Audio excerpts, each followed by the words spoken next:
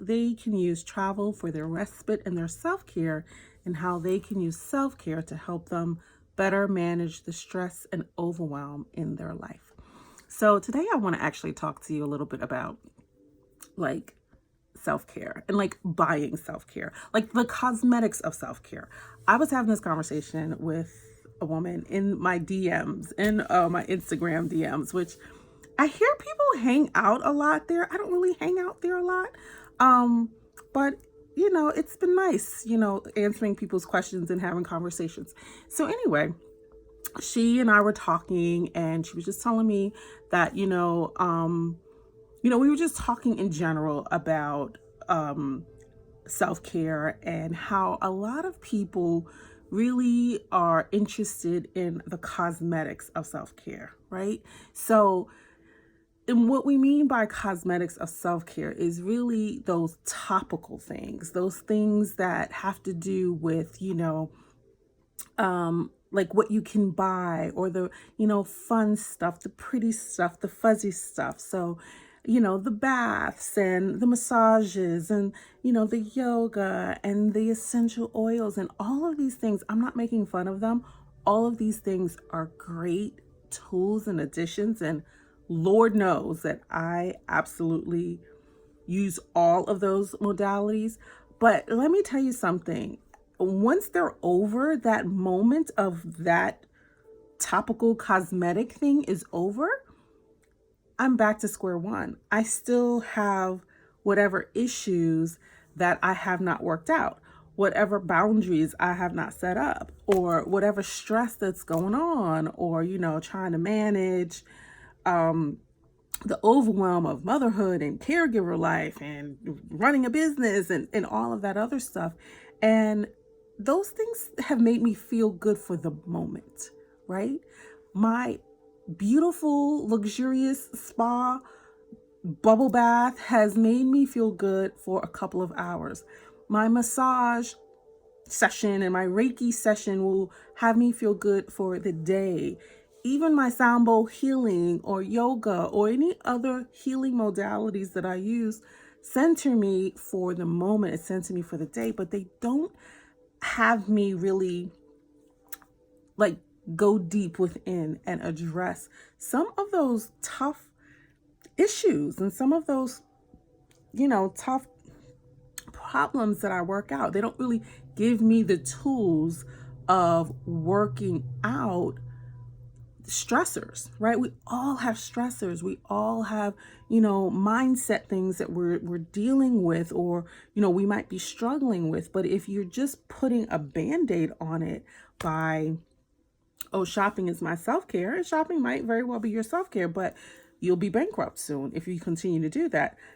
Take it from someone who knows this. After my grandmother passed away and I was going through grief, I went shopping. I spent a lot of money on things, and they felt good at the time. But, did I really work on my grief? Nope. I just had a bunch of pretty bags and pretty shoes. Just like when I think, oh, I can go get this awesome smelling lotion or these awesome smelling bath bombs. I have a bunch of awesome smelling lotions and bath bombs in my bathroom, but that ain't helping me deal with the deep self-care that I need to deal with, the deep issues. So those emotional issues or those mental issues, right? Like, remember, our self-care is like all of those things, and they really do kind of work with one another. So your self-care is that mental part, that physical part, that emotional part, and that spiritual part. And I'm going to keep saying it over and over and over again, because I don't think enough people are saying it that way.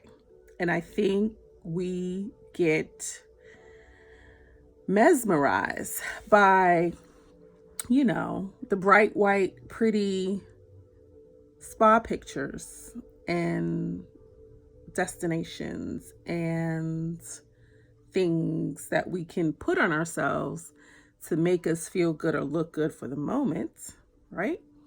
But may not be dealing with the stuff that's going on internally. So after we've done it, whatever that topical cosmetic thing is, we're still struggling on the inside. So I want you to ask yourself, like, when you are managing your self-care, like, what is it really looking like for you? Like, are you doing that deep work?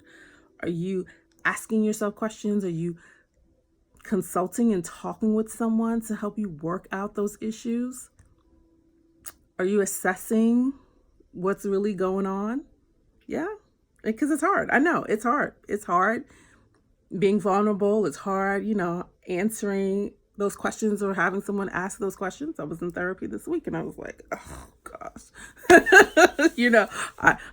I know I'm not right all the time, but and it was just like some real like tough things. But I know it's just like you have a trainer and you mad at your trainer because your trainer is like challenging you. But I bet you after the end of those 90 days, that body is looking tight. Right. Same thing with your self-care. It's going to hurt. It doesn't feel good all the time. But you do it right, you are going to be in a much, much better place. I guarantee it.